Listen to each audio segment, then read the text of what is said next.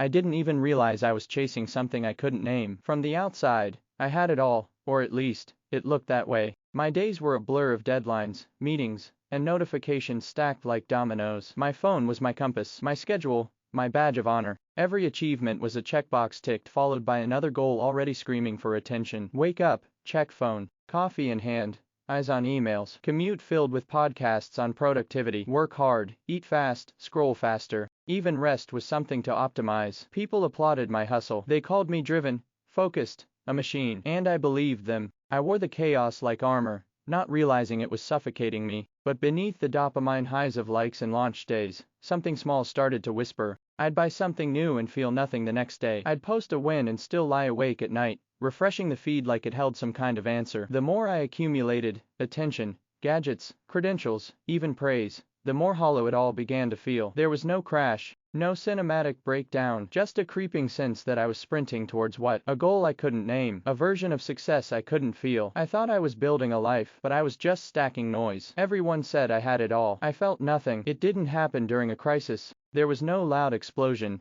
no public meltdown, just a quiet moment that hit like a whisper through glass. I was sitting alone in a coffee shop, the kind with overpriced lats and exposed brick walls, that made it feel like you were doing something important just by being there. My phone was in my hand, like always. I wasn't even really using it, just flipping between apps, refreshing out of habit, waiting for something new to appear, anything. And then, in that strange stillness, I looked up. All around me, people were doing the same thing, heads down, eyes glazed over, scrolling like they were trying to escape something. And it hit me. We weren't really living. We were just distracting ourselves from living. I put the phone down, stared at the coffee, listened to the hum of conversation and clinking cups. It felt unfamiliar, like I hadn't been fully present in weeks, maybe months. And I couldn't remember the last time I had just sat with myself, with no input, no stimulation, no noise. It was a terrifying kind of quiet. That night, I lay in bed and tried to fall asleep without my usual ritual of blue light and endless reels. And the silence was deafening, not peaceful,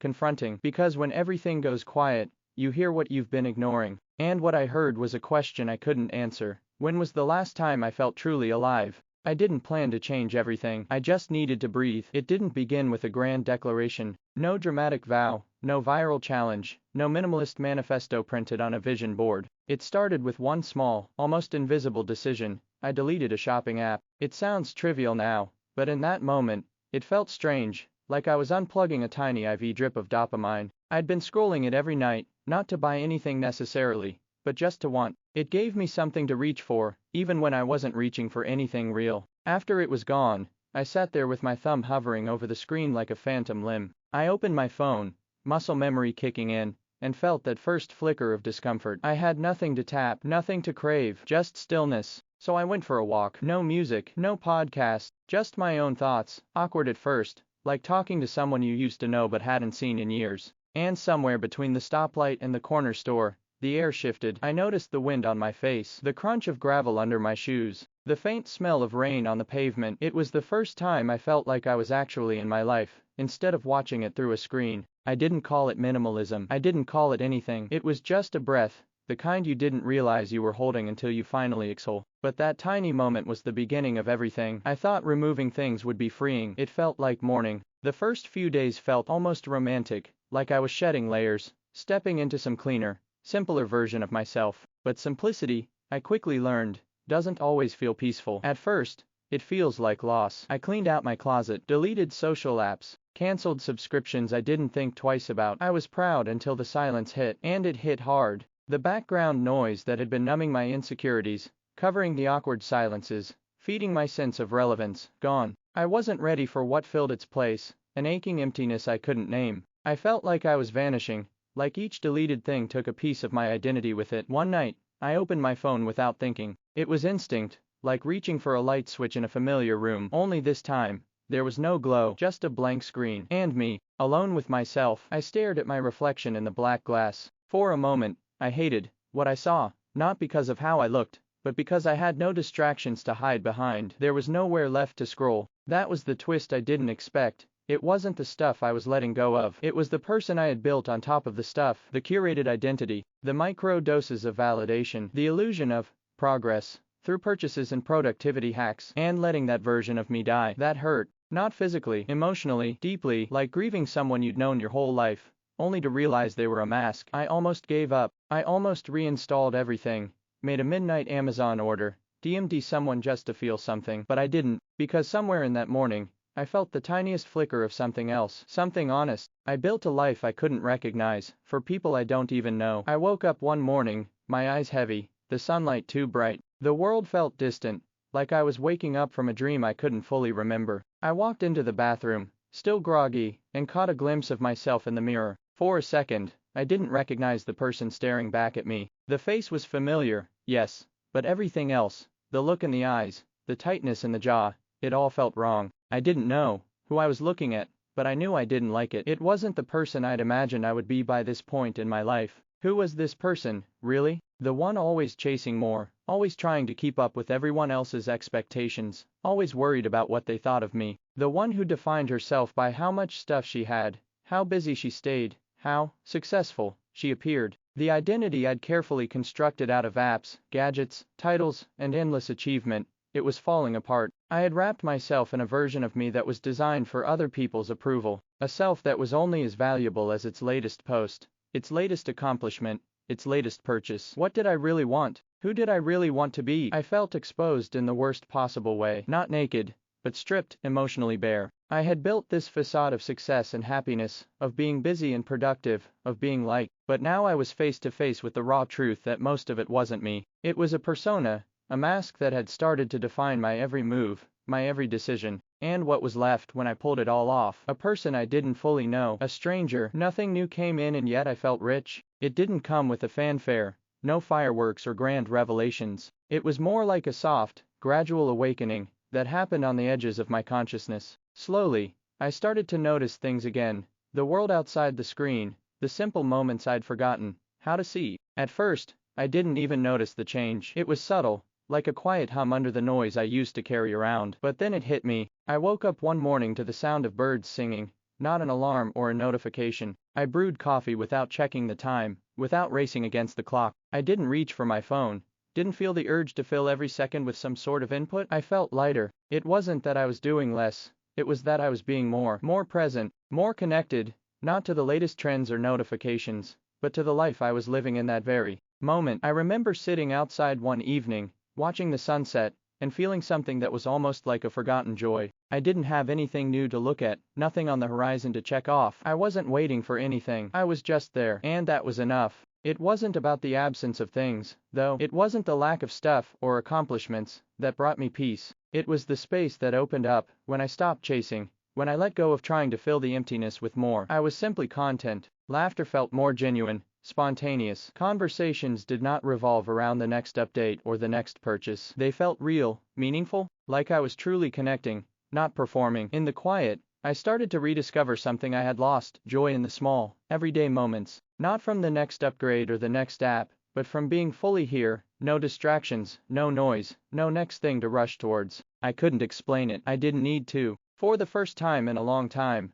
I felt like I had everything I needed. Minimalism wasn't trendy anymore. It was threatening. I thought I had found my peace. I thought I had escaped the endless cycle of consumerism and constant upgrades. But, like an old addiction, the pressure to return, to go back to the way things were, crept in quietly, unexpectedly. It started with small things. A text from an old friend, casually questioning my choices. "How's the minimalist thing going? Still living without a TV?"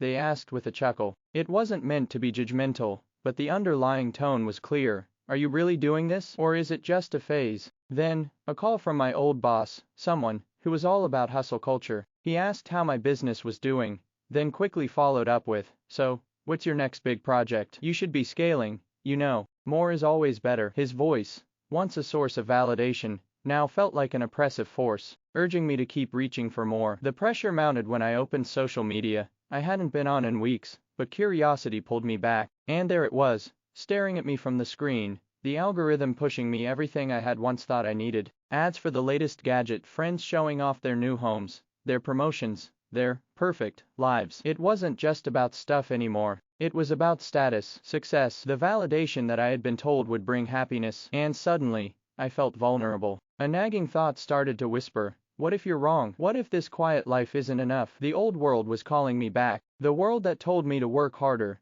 achieve more, acquire more. The world that never stopped, never let you stop. I resisted, but it wasn't easy. For a while, I was torn. I felt the old pull, the one that made me feel incomplete unless I had something to show for it. The voice that told me I needed to prove my worth with accomplishments, with stuff. The urge to keep up never truly disappears, but I held firm. For the first time in a long while, I didn't feel the need to justify myself. I didn't have to prove anything to anyone. I simply chose peace over proof. For once, I didn't explain myself. I just lived. For so long, my worth had been tied to my performance. I was always striving to prove something, to myself, to others, to the world, that my life mattered, that my choices were justified, that my decisions were the right ones. I was constantly defending my need for more, but somewhere along the way, I began to realize that I didn't need to prove anything anymore. I didn't need to explain why I was choosing less, or why I was choosing peace over the hustle. I wasn't asking for anyone's approval, not from my friends, my family, or even from the society that had taught me to be constantly busy and productive. I stopped performing. At first, it felt strange, like walking into a room and not speaking. But then, something incredible happened. The quiet didn't feel uncomfortable. It felt freeing. I was no longer rushing to keep up with expectations. I didn't need to explain my minimalist lifestyle to anyone, nor did I need validation. I simply lived. For the first time in years, I stopped reacting to the world around me. I didn't feel the need to justify my choices, to explain why I didn't want to be on every social media platform, why I was cutting back on my possessions, why I was intentionally slow in my approach to life. I just chose to be content with my decisions, no longer feeling the pressure to make them look good. I felt like I was stepping off a treadmill, the one that made me run faster, achieve more, just to stay in place. Now, I was walking at my own pace, creating my own rhythm. It wasn't just about rejecting the world's standards, it was about choosing my own, choosing what felt right for me. I embraced the slowness, the simplicity, and in doing so, I reclaimed my time, my energy, and most importantly, my sense of self. People noticed, of course. Some asked why I wasn't doing more. Others questioned why I was rejecting the rat race of progress. But for once, I didn't feel the need to argue. I didn't need to convince anyone that my choices were valid. I knew they were. It wasn't a rebellion. It was a quiet revolution, a refusal to live for others' approval, and an acceptance of my own. I wasn't seeking anything anymore. Not recognition, not success, not possessions. I was seeking peace, and I had found it. Minimalism wasn't an aesthetic. It was a heartbeat. In the early days, minimalism felt like a shedding, a loss. I was constantly giving things up, clearing out clutter, saying goodbye to possessions, habits, and even people that didn't serve me. But somewhere along the way, I began to see it differently. It wasn't about emptying my life for the sake of emptiness. It wasn't about depriving myself or living with less just to prove a point. Minimalism wasn't a clean slate, it was a foundation to build a life that was intentional, that was chosen. The space I had cleared wasn't void, it was filled with possibilities. Instead of a life cluttered with distractions, I began to make room for what truly mattered, and that was when everything started to change. I stopped living in a rush. I stopped feeling like every decision had to be the next big thing. Slowly, I started to build a life that breathed. It started with my home. Gone were the unnecessary knickknacks, the furniture I'd bought out of obligation rather than desire. I created a space that was simple and functional, yet comforting. Every piece had a purpose, from the art on the walls to the books on the shelves. There was nothing extraneous. My home felt like a sanctuary, a place where I could be myself without distraction. Then there were my routines. They became more intentional. I let go of the endless to-do lists and the pressure to fill every moment with productivity. Instead, I embraced slow mornings, quiet evenings, and spaces in between. I stopped rushing to get things done and started focusing on what really needed to be done. The stress of always chasing the clock began to melt away. And relationships. I began to choose my time more wisely. I stopped saying yes to everything out of obligation and started saying yes only to what was truly aligned with who I was becoming. My friendships became deeper because I gave them the time and space they deserved. I didn't feel like I was constantly trying to prove my worth to others. I was simply showing up as myself, no performance required. In all of this, I found something profound, a life that wasn't just surviving, but thriving. A life where each choice was intentional, each decision made with care. Minimalism had become more than just a way of living, it was a way of being. It wasn't just about cutting things out, it was about filling my life with the right things. The beauty of minimalism is that it doesn't create emptiness. It creates room for growth, for creativity, for love, for clarity. It allows the things that matter to truly matter, and lets everything else fall away. I had built a life that wasn't perfect, but it was mine. A life that breathed, that had space to grow, and that was free from the clutter of expectations, distractions, and unnecessary noise. I never needed more. I just needed to stop believing I wasn't enough. After all the trials, the doubts, the pressures, and the small victories, I finally arrived at the most profound realization of all. I never needed more. For so long, I had believed that happiness was tied to the next thing, the next purchase, the next goal, the next achievement. I thought I wasn't enough until I had something to show for it, until I had more than the people around me, until I could prove my worth with more money, more success, more experiences. I was constantly striving to fill a void I couldn't even name, but the truth I found through this journey was simple yet transformative.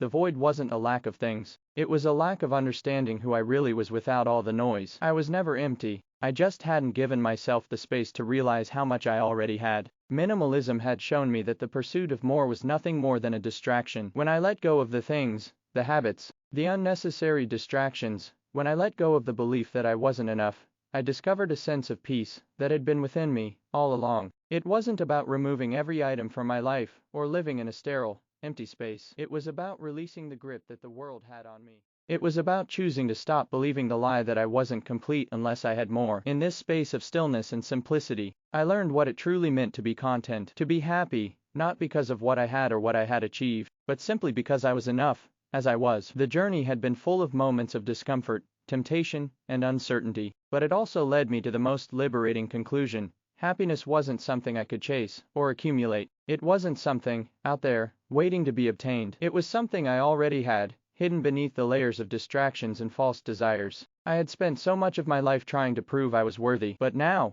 I knew that worthiness didn't come from doing or acquiring more. It came from being, from accepting myself, my choices, and the life I had built without the need for constant validation or external markers of success. The more I let go of the chase, the more I found myself, and in that simplicity, I discovered a happiness that couldn't be measured by anything. It was peaceful. It was enough. And for the first time in my life, I realized that less was not a sacrifice. It was a freedom. It was a return to who I was always meant to be.